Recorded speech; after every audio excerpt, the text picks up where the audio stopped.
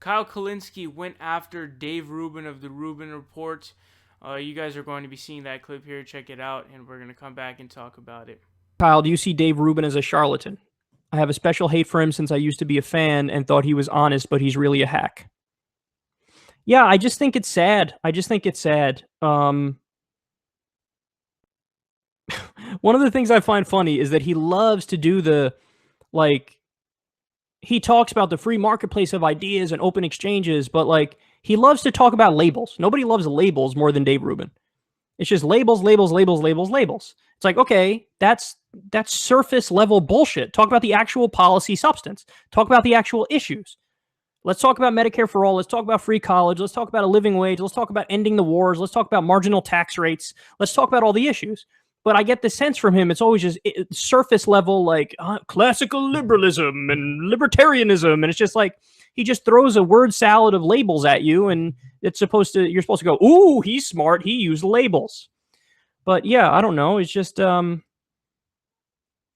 It's just sad what happened to him. I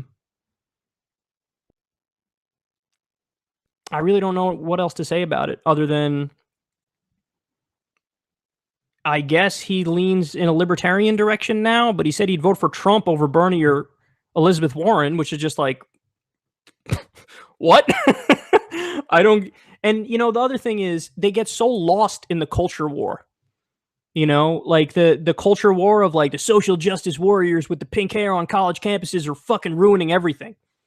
And listen, I've done countless segments where I disagree with any kind of censorship or deplatforming of even people I disagree with, like Steven Crowder or Ben Shapiro. I don't agree with them on anything, but I think they should be able to speak and nobody should try to deplatform them.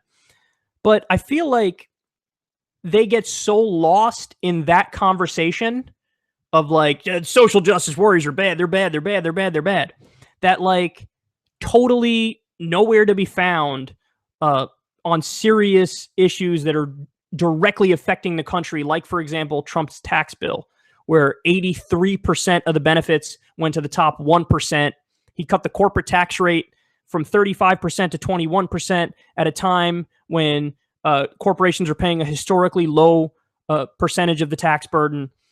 And, you know, the endless bombings that they're doing, and Trump signing a pro-torture executive memo at his State of the Union, or talking about that at his State of the Union. He signed it the same day as the State of the Union. Yeah, Kyle explained that very well.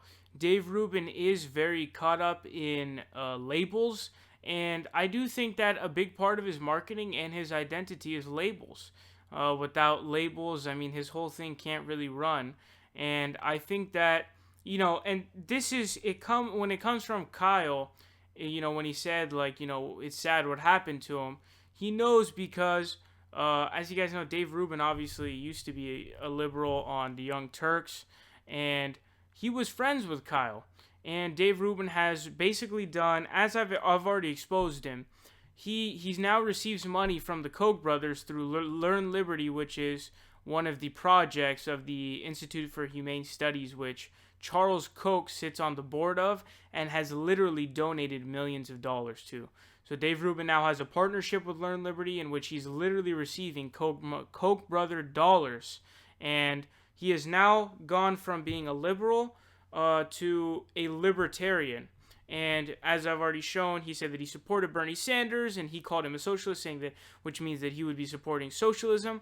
But now he said that he's against Bernie Sanders every step of the way, and also that he will vote for Trump in 2020 if the options basically remain the same. And he called Elizabeth Warren and Bernie Sanders crazy progressives. And the culture war has completely eaten Dave Rubin up. Everything he talks about is free exchange of ideas, or classical liberalism, or whatever, free speech. And as you guys know, Sam Seder has been asking to debate Dave Rubin for days, a long, long time, literally almost a year now, and Dave Rubin refuses. So even the kind of claim that Dave Rubin is some kind of part of this free exchange of ideas movement is just not true. It's just false, and Kyle did a good job of pointing that out there.